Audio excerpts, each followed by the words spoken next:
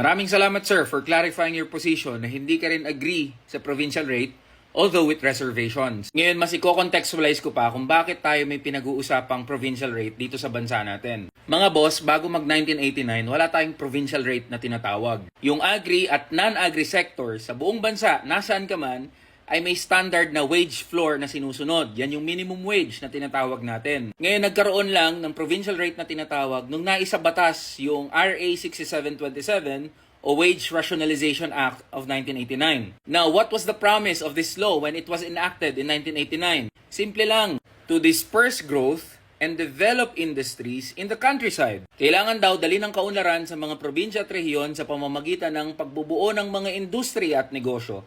At bahagi dito, yung pagiging competitive ng mga sahod sa probinsya. And by competitive, we mean hindi dapat pantay-pantay yan according sa region. So in the long run, sabi nung pangako ng batas, makikinabang daw dito yung mga manggagawa sa probinsya. Now, we are going to challenge that promise as to whether or not the promise of RA 6727 is true. Now, for this, I'm going to use national accounts and prevailing wages at the regional level. Tapos ibabangga natin yan doon sa prescribed family living wage na tinatawag. Now, this data is from the UP School of Labor and Industrial Relations. Sabi dito, from the year 2001, yung GDP o pangkalahatang kita ng bansa natin ay pataas. At the same time, yung labor productivity, yung red line, o yung aktual na nagagawa ng mga manggagawa na produkto at mga serbisyo ay pataas throughout the years. Pero kung mapapansin nyo, sa kabila ng pagtaas ng GDP at ng labor productivity, nananatili yung real wages o yung tunay na halaga ng sahod ng mga manggagawa all throughout the country as virtually stagnant. Hindi nagbabago. Pinapakita nito na totoo na lumalago yung ekonomiya natin at tumataas yung productivity ng mga manggagawa.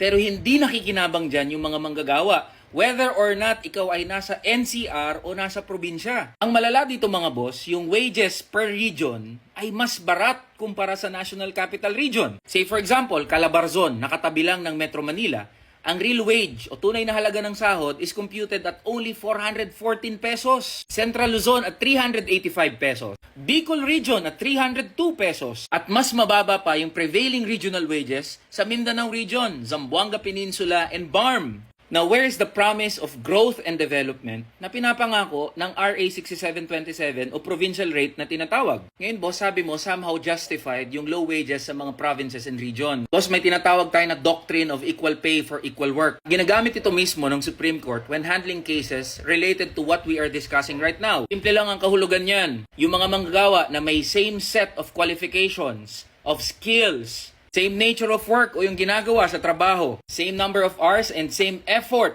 exerted when doing work, dapat daw pantay ang sahod na matanggap regardless of where they are in the country. Example niyan, yung manggagawa sa pabrika sa Pampanga, doing the same work, dapat walang discrimination doon sa sahod na natatanggap ng manggagawa sa pabrika sa Cebu, doing the same work. And this applies to other work such as BPO, hotel and restaurant, supermarkets and department stores, manufacturing work, and other jobs doing the same thing, doing the same nature of work. And so, provincial rate is not only unconstitutional because it violates equal protection under the law, but it is also morally incorrect. Hindi ka tanggap-tanggap na sa ekonomiya na meron tayo ngayon ay may sumasahod ng less than 300 pesos a day. And so let me end with this. We are in agreement that provincial rate should be reviewed and discussed. Pero para sa akin, boss, malaking inustisya yan at panlalamang sa mga manggagawa, kababayan natin sa mga probinsya. Kailangan ng buwagin at i-repeal yung RA 6727. Dapat pantay ang minimum wage, NCR, Luzon, Visayas, and Mindanao.